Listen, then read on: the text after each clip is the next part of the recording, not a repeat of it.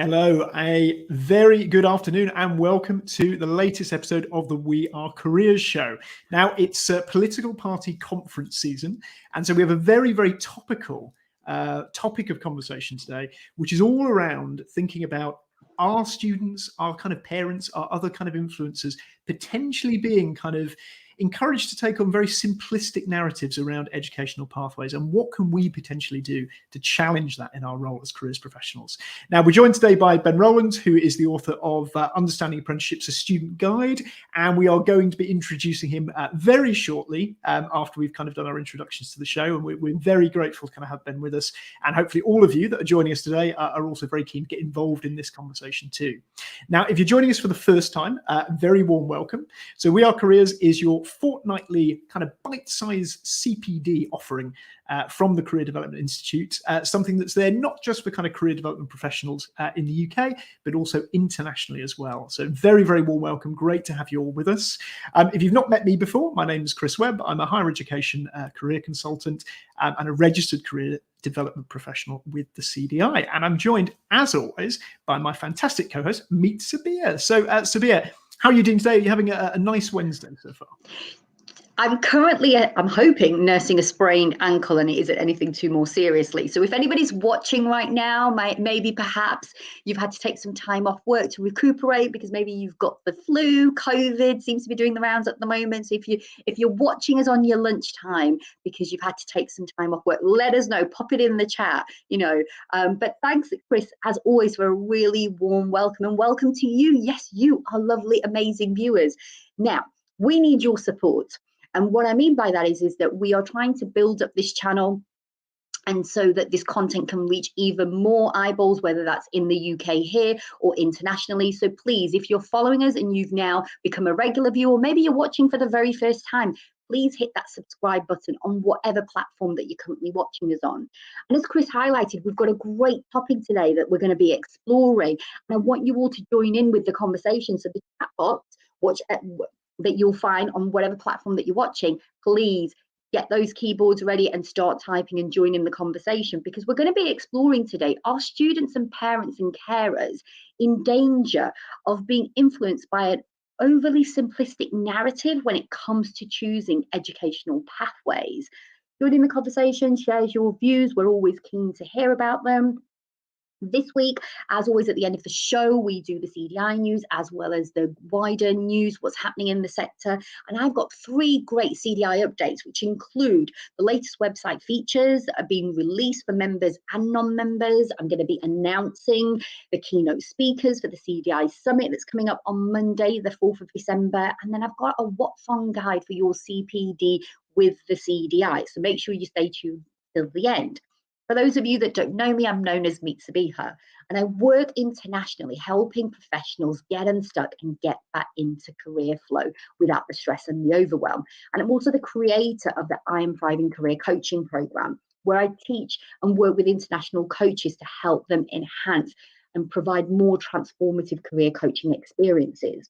Now, Chris mentioned, we always like at this part of the show to do the careers cheers. And this is all around celebrating the amazing talent that we have in our sector. So, Chris, who are we celebrating in today's Careers Cheers today? Yes, thanks, Sabiha. So a couple of careers cheers this week. And again, just kind of a plea that if you do work with any kind of individuals, colleagues, groups, organizations that you think are doing a fantastic job across the career development sector or beyond, do get in touch with us. Do let us know who they are, why you feel they're deserving of a careers cheers, and we will make sure to give them a shout out on our next episode or any kind of subsequent episode. So that's just a bit of a plea to begin with. And then just kind of one sort of further thing just to say around generally the sort of careers cheers is just a reminder that we've got some great hashtags just to kind of be aware of that the Career Development Institute are currently promoting, particularly through the Facebook community of practice. So these are the kind of careers impact hashtag, which is all about sharing work that you've done, whether that's kind of with clients or with organizations, and how that work has had an impact, whether on individuals or on groups, so that we can really kind of promote and celebrate as Sabiha said, the vital work that career development professionals do. And one that if you're on the Facebook community of practice that you might have seen already is Reflect Back Friday. There have been some really nice stories already there about different practitioners reflecting on their practice and kind of learnings from that, really. So do check those out, particularly if you're on the Facebook community of practice, which again we'll kind of promote throughout the show. So careers cheers for this week. I've got a couple, Sabiha. They are, I think they're really good ones, although I am quite biased. So our first careers cheers goes out to Laddie Mohammed Chapman. So Laddie's actually been on the show before. Was there with us with our Nothing About Us Without Us episode with Izzy Garber, which was a really, really popular episode. And this Careers Cheers is just to say, if you've not come across Laddie, do kind of check her out on LinkedIn. She is an absolute superstar connector. And I guess what I mean by that is she's absolutely amazing at bringing together people from both the career development sector, outside of the sector, and kind of making projects and kind of partnerships and collaborations happen. I think sometimes that sort of work isn't always recognised. So a massive careers cheers to Laddie for all the work she does in that space. So that's our first careers cheers. And our second one, again, people who've been kind of keeping an eye on some of the policy developments around careers will probably not be surprised here. But our second careers cheers goes out to Janet College, to Tristram Hooley, and to David Morgan, Chief Executive of the CDI, for their work analysing and disseminating the details of the recent reviews of careers education, information, advice and guidance that have been dropping over the past week. So that was the government's response to the Education Select Committee report into careers in England, and the Ofsted thematic review into career guidance, which has just dropped at the end of last week. Some really vital work there in terms of kind of analysing, assessing what's been happening in that space, what might it mean for careers professionals. So a massive careers cheers to all three of those individuals, and those are our careers cheers for the week. Fantastic. Some great names there. Did you recognize, viewers, did you recognize any of the names? Or maybe you've got in mind, maybe you've seen some of the posts or some of the work that Chris just shared now. If you did, join in the conversation, let us know in the chat box. And already, you know, Ben, I'm already getting questions in the chat box. So I think without further ado, let's get on and move on to our amazing guest, Ben Rowland, that we have today. So Ben, for people that don't know you or haven't come across your work, or maybe they've heard your name somewhere in the, you know, sort of kind of on the internet somewhere, what kind of work is it that you do and that you specialize in, and what are you sort of kind of currently working on that would be a really great starting point for us to share with the viewers today? Sure. Well, it's just lovely to be here with you and all of your viewers. So I'm Ben Rowland, and I think the reason you've got me on is I'm the author of a book called Understanding Apprenticeships, A Student's Guide. And for 8 years, I set up and I ran a pioneering apprenticeship program, specializing in digital and IT and other data and white-collar apprenticeships. And through that, I learned a huge amount about how people are presented with their options when they come to the end of their compulsory schooling. And at the moment, my view is that the playing field isn't level. The university option is really clear. There's lots of literature, there's lots of great advice and guidance. Teachers are very familiar with it. But actually, there are a bunch of other options, including apprenticeships, but not just apprenticeships, that are really good and could be just right for people. But because it's so hard to find out that information, sometimes the gravity of going towards university or just trying to get into a regular job in the labour market is too strong. So I wanted to pull everything that I know and have learnt together in one place with all the resources in one place, and that's what the book is. So I hope that's a good introduction. That is great, Ben. Yeah, thank you. Very, very succinct introduction, and leads in very nicely, really, I suppose, to kind of the first sort of discussion point we wanted to touch on, really, which I guess is around really what you've been saying, which is that, you know, there are far more options perhaps that often are presented in maybe a kind of a media narrative or perhaps a popular discourse narrative around both maybe post-16 and post-18 options, which is why we've kind of called, I guess, the title of this episode University Versus Apprenticeships, as we feel that's some, you know, a lot of the time how that's presented. But of course, as you say, it doesn't really allow us to have perhaps equitable conversations about all of the options that are available. So I guess as kind of a starting point, how do you feel we kind of approach myth busting this sort of thing? And I guess perhaps specifically sort of alluding to your book and how you've kind of attempted to do that with apprenticeships. Yeah, the book is not about uni versus apprenticeships, but it would be the elephant in the room if I didn't mention it, because I think it's not just, you know, what I said earlier in my introduction about teachers and careers advisors being very well practiced in advising on university. It's also that as a society, we are really geared around it. It's a bit of a rite of passage, taking your child off to university, or if you're a child, if you're a teenager, going off to Freshers Week, and all the stories that you hear about going to university. It's sort of quite culturally ingrained, even though fewer than half of people go to university. It still seems to be very strong in the collective psyche of the country that that's what you do. And I think it's really important to begin with an understanding of what that is and why that exists. So if you are a young person and your teachers or your parents say, oh no, you must go to university, you're bright, you're aspirational, you could go to university, you should, understanding why they're saying that can be quite helpful, I find. And actually, the trouble is, at the moment, we've got people whose memories, whose personal direct understanding of university is 20 or 30 years out of date. So lots of people who have children who are considering their options may have gone to university when it was free. And it's a very different proposition when it's free, because actually, if it didn't really work out, if you didn't get a great job out of it, well, you didn't cost you anything, and you probably had a good time while you were there. Now that's fundamentally changed. So we have to just expose that, that fact that lots of people who might be saying uni is a great thing got it for free. Or if they're your teacher, well, they got their job because of their degree. Most teachers they're very rare, but they don't realize it, that their job as a chemistry teacher or a business studies teacher or whatever is directly linked in most cases to what university. So they have a very strong sense that university is really valuable. But of course, that's not true for most jobs, most careers anymore. Yeah, and as you said, it's perhaps a lot broader, and more flexible, perhaps than people realise, particularly in terms of the graduate jobs market, but also how maybe people get to that point.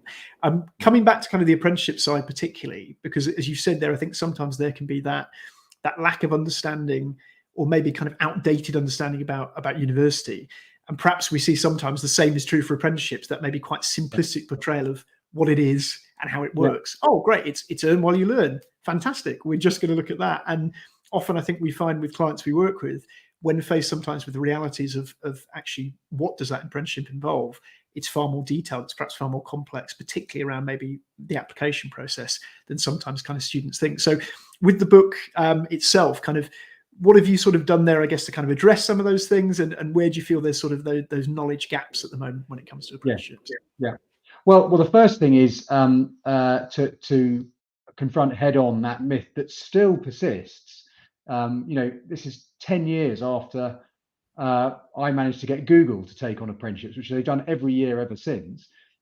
Is this myth that it's only certain occupations which do apprenticeships in, and people typically think of the trades, plumbing, being an electrician, or sort of blue overall type apprenticeships, or hard hat apprenticeships, and that's just not true. It's pretty much every occupation is now there are now apprenticeships available from management to, if you're just moving into management and you feel like you may not be new to the workforce, but you're new to management, you can do an apprenticeship in that. Apprenticeship in animal care, now in law, consultancy.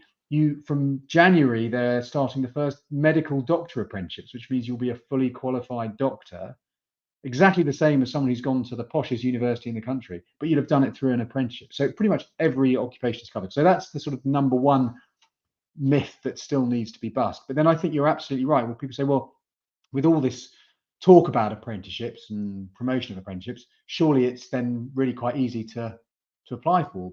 But of course it's not, because what makes an apprenticeship so valuable is that it is a real job. That means it's not a kind of a scheme set up by the government where a certain number of places are reserved and you apply for it. It's an employer has to have a job that they want you to be the person to fill. So you have to apply for that as you would apply to a job. It's a job with a difference because it comes with this extra support and extra qualification, but it's a job nonetheless. And employers, there's a million of them in the country, and they employ different people at different times for different reasons.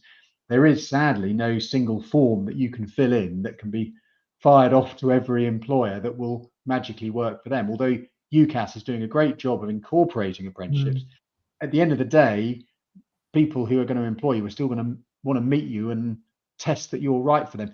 in a way that, although universities and colleges say they do, it's not as important, right? It's not as important for them if you don't get on with the tutor brilliantly. It's nice to have, but it's not essential. But actually, if you're being employed, it probably really is quite important that you get on with your colleagues and your boss. So they need to meet you and understand. That then creates a whole load of complexity around how do I apply for an apprenticeship? Where are they available? So on and so forth. And it's getting better, but it still takes a little bit more planning.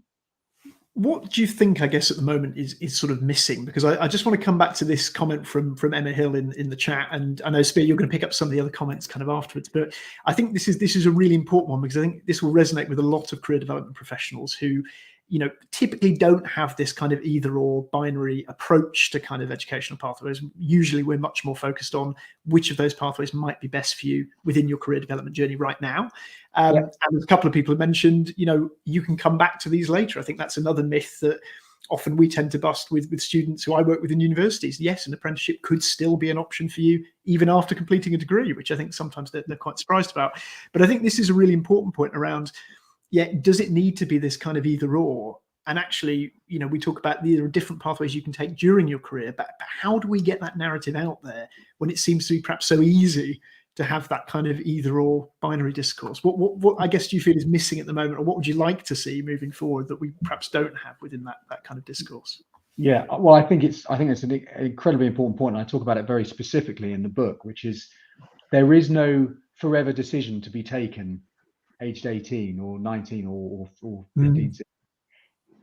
This idea of the zigzag career, you know, that for all of us, probably our career paths only make sense in the rear view mirror. You know, actually at the time, it's like, well, that feels like a reasonable option for me to take. I'll try that out without necessarily any kind of clearly defined path. But that's not typically the impression I think that lots of people get. And I think careers advisors are, you know, battling this nobly. But this idea, I think that, you know, I think it's for the sake of teachers and parents. They want to know this either my child or this young person who I've been helping and have invested my professional time in. I want to know that they're sailing off in a good direction. But that pressure to know is not something that necessarily helps the person themselves, I don't think. There's no kind of magical gateway that if you get through it, suddenly your career and your life is sorted. Whether that's, and I think this is what's sold to, you know, people told, oh, you must get brilliant GCSE results. If you get brilliant GCSE results, or, you know, for other qualifications at that age, then the world will be your oyster.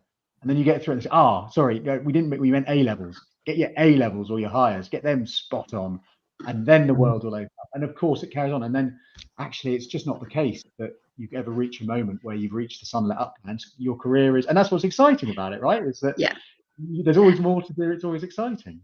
Exactly, Ben. And I think you're raising some really great points about this sort of whole concept of, you know, because it's a mindset thing, Ben, that I feel that you're alluding to here around, oh, it's the magic bullet. Do you know what I mean? Yeah, it's you take this one solution and somehow all your sort of kind of career woes and somehow, you know, and I'm sure I can say this because I know I'm not the same person I was at 18 that I am today right now. And, you know, my life experiences have informed me and made me who the person that I am today, including sort of the career journey that I've also been on. And 100%, Ben, I completely agree with you. And for anybody that's watching, us right now, particularly you career professionals, you know, did you always dream of becoming a career professional? What has your journey looked like? And I think that experience of our own as professionals who are there now in this position of advising, guiding, consulting, coaching our clients, whoever those clients are, because I think it's interesting that we're talking about apprenticeships, because I know now that apprenticeships are open. There's no age restriction and age limit as well on most of them. I think some of them do have still, but a lot of them do have. So you could be a 35-year-old thinking, right, I want a career change. And if that's the case, there's opportunities there, as well as, you know, one route could be that you go back to university, you know, go to university for the first time. Or it could be that there's a degree apprenticeship or an apprenticeship route available too, depending on what sector and what it is that your goals and dreams are. And that sort of brings me on to some of the comments that, you know, that are coming through. in the sort of kind of chat box. And hello, Liz. Thank you so much. Sorry, I didn't get a chance. I'm glad to know that it's sunny where you are, Liz, at the moment. And, we've got here Jessica, who's talking about absolutely so much outdated information. It's such a shame apprenticeships and universities are both great, but both are not right for everybody, right? Which is what, Ben, you've been saying and what Chris has been sharing as well. And I feel that as career professionals, it's our role and our duty to sort of kind of do this exploration with our clients to examine which option would be the right one. And then we've got here Facebook user here. In my experience, the awareness of apprenticeships is high with students. The tricky part is the level of competition for apprenticeships in certain geographical and occupational areas. Backups are essential. So I guess a bit like universities, when they say, don't know when you apply, don't just have like the dream university, have a few sort of backup options. Again, we've got somebody agreeing here with Liz. I've heard some degree apprenticeships are more difficult to get into than Oxbridge, and that may well be the case. Jessica then has shared again, it's difficult to make that decision when so young. My career plan has changed a lot since I was 16, right? And that's the point, isn't it? And I think we have to bring that conversation into the dialogue that we have with the clients and the communities that we serve. I know of 60-year-olds using apprenticeship funding to train to be level 6 career advisor. How fantastic is that? So talking about the book, Ben, okay, for somebody that perhaps maybe hasn't yet got their hands on the book, or maybe has their hands on the book and is a bit limited, time poor, because for a lot of career professionals, right, don't always necessarily have the time to sit there and go through a full book. Is there any sort of kind of key chapters or key points that you would sort of direct viewers to say, right, if this would be a good starting point, or this would be a good sort of chapter to get your head around by solving some of the issues and topics that have come up in the chat today? Well, I mean, it all depends. I mean, here's the book. It's not a huge volume, but and it's split. I hope into so people can. It's designed. It's written so that people can dip into it. So it depends what people's question is. If it's about the wanting to help people understand a bit more about the main different options and the benefits of going to university, the benefits of a gap year, etc., then there's a chapter on that. If actually, as some people are sort of saying, they know that they want to do an apprenticeship, how do you go about it? There's some chapters specifically on that. One about how do you think about yourself, and I think this is something that's probably in the most careers advisors are probably pretty good at, but I think it needed a chapter in the book to say, understanding your own motivations. I mean, the only thing I say in that maybe, I don't know if it's controversial, but I encourage people, and always have done, to focus on what they enjoy, not to think in terms of strengths and weaknesses, but in terms of what they enjoy, because actually through an apprenticeship, it's a great way to learn to address weaknesses. I think dwelling on strengths and weaknesses right at the start of your career can be limiting, and so that's what there. But I think this point about the competition for great apprenticeships and the geographical constraints. If I London is great for lots of apprenticeships, white collar apprenticeships, but if I want to be working in nuclear, there ain't any in London. I'm going to have to move. So understanding that, but then allied with that reassurance that what you do as your first step into your career is not going to define you forever.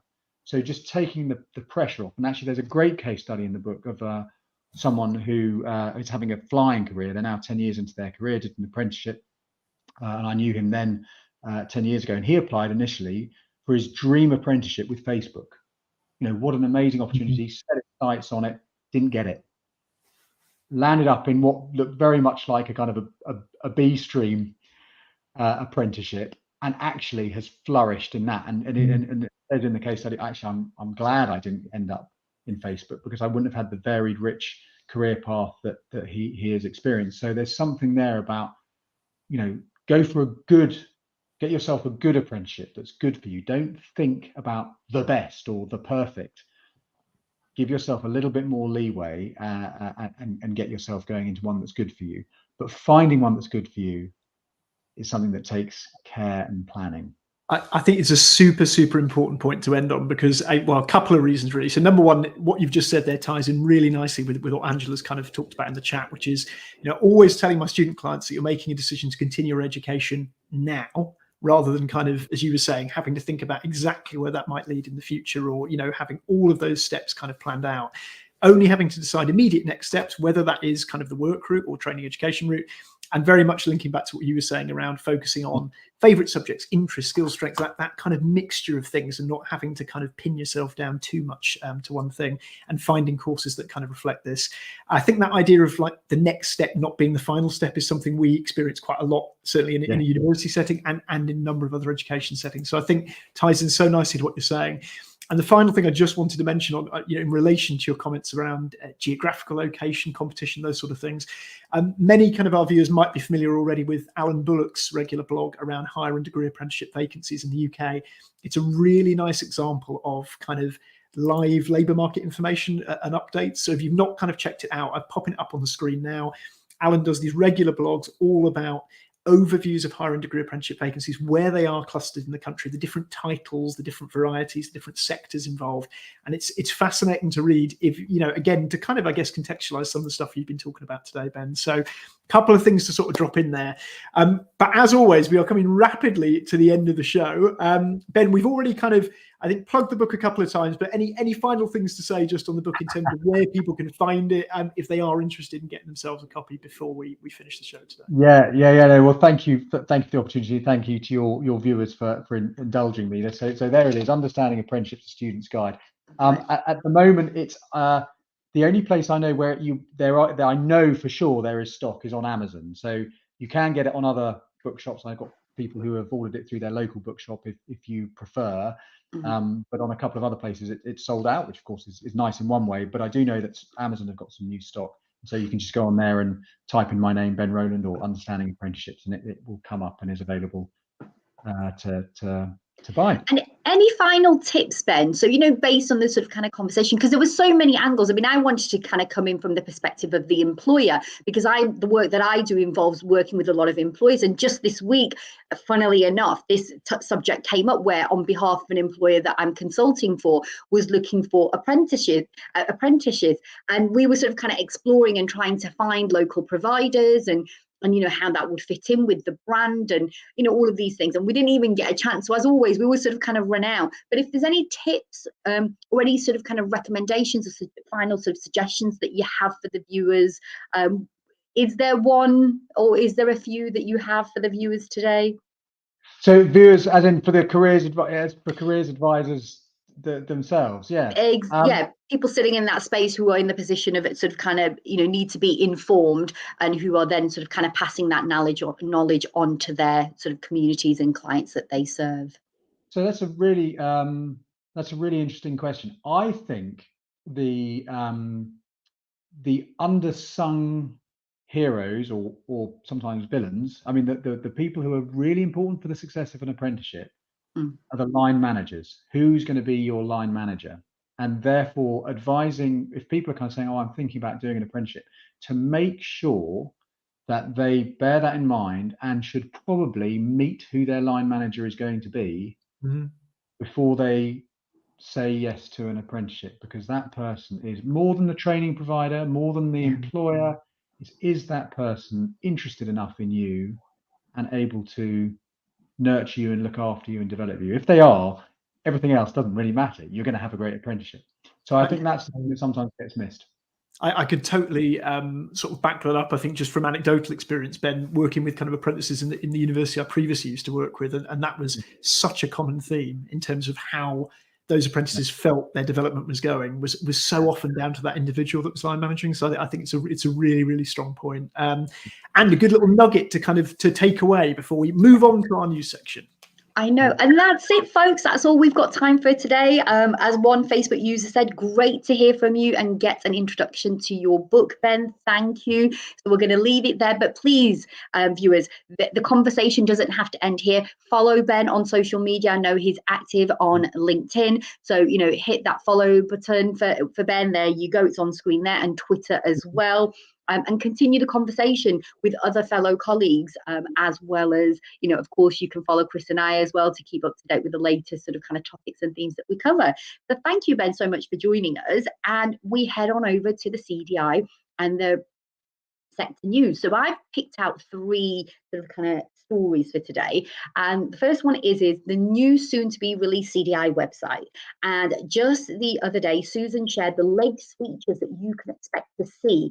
And there's a link for the video that you can go and check out. And it's all around the CDI News Centre has been given a complete makeover, and it will be a lot more easier for users to find their way around and see more articles at a glance. And you can watch the quick video to get a feel for what the Careers News Plus is going to look like and what the new streamline feature is going to look like. And fingers crossed, I've got David coming on the show next month, so hopefully we'll get some more tidbits and insider news regarding this also. And then my second story was around announcing the keynote speakers for the summit. Now, the CDI Summit 2023 is going to be taking place on Monday, the 4th of December at the Studio, Birmingham. And we have Luke Bocock, who's the Research Director, National Foundation for Educational Research. We've got Tony Wilson, Director of Institute for Employment Studies. And then we've got Naomi Clayton, who is the Deputy Director for Research and Development, Learning and Work for the Learning and Work Institute. If you haven't already got your tickets, or these are people that you are keen and interested to hear from, please do head on over to the website and get your tickets booked. And then finally, my What's On guide for your CPD with the CDI. Now, there is a whole flavour and sort of kind of topics available with regards to what is available for your CPD with the CDI. Now, here's a great thing. If you're a member, excellent, you'll benefit and you'll get the membership rate for some of the training and webinars that have a cost to them. However, you can also join if you aren't an official member as well. So it's definitely worth checking out. Just in case you're watching right now and thinking, oh, I'm not a member of the CDI, can I still come? The answer is yes. You can partake in any of the webinars and digital bites. You've got this month's webinar, Everything You Need to Know to Advise on Higher Technical Qualifications, something that we kind of briefly touched upon today. That's taking place on Tuesday, the 10th of October at 3:30. You've got Digital Bites, Code of Practice, using QR codes to increase accessibility to career guidance. And that's going to be taking place on Wednesday, the 11th of October at 10 a.m. There's the regional meetings that are coming up, and the next one that's coming up is the South Central Regional Meeting. They're going to be discussing LMI with guest speaker Helen. It's going to be taking place on the 11th of October 2023. And then finally, an expert workshop. The theme is the ever-changing labour market key trends and LMI, and that's going to be taking place on Thursday, the 19th of October, starting at 10 a.m. But as I said, there's much more sort of kind of offerings on the CDI website, so head on over there for more information about any of the sort of kind of training webinars, digital bites that I've just mentioned here. That's my wrap up for the CDI news this week. Chris, what have you got for us? Yeah, thanks, Sabiha. So just again, 3 kind of quick news stories really just for all sort of practitioners just to kind of keep an eye on. First one, we've kind of alluded to a little bit in the careers cheers section. Again, it's just to kind of be aware that those reviews of careers education, information, advice and guidance, or responses to those reviews have recently kind of dropped. So we've had the government's response to the Education Select Committee report into CEIAG in England. So I should point out it's not the same in Australia and the other home nations. And the government's response is interesting because it perhaps kind of illuminates what they might be planning to do in terms of policy and the action plan for kind of careers in schools and colleges moving forward, and possibly the creation of an all-age career system, although, you know, very much unsure as to what format that might take. Do check out that response. You can read the kind of full government response via the UK Parliament website. But also, as mentioned, there have been some brilliant blogs about this from Tristan Hooley, from David Morgan, and from Janet College.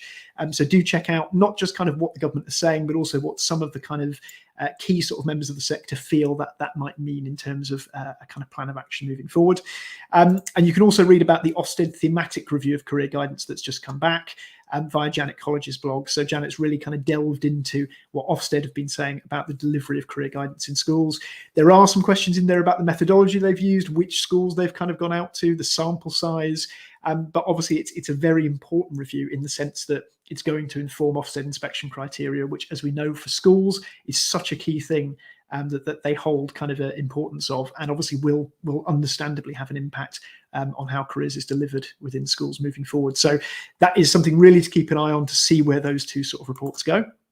Our second kind of news story is from Dr. Emma Bolger. So this is a really nice collection of free CPD resources for careers professionals, all open educational resources that Emma's kind of compiled together. So if you've not seen this yet, do check them out. It's an excellent kind of courses on a variety of different areas that can kind of support your CPD, all free, all open access. So do check those out if you've not seen that link already.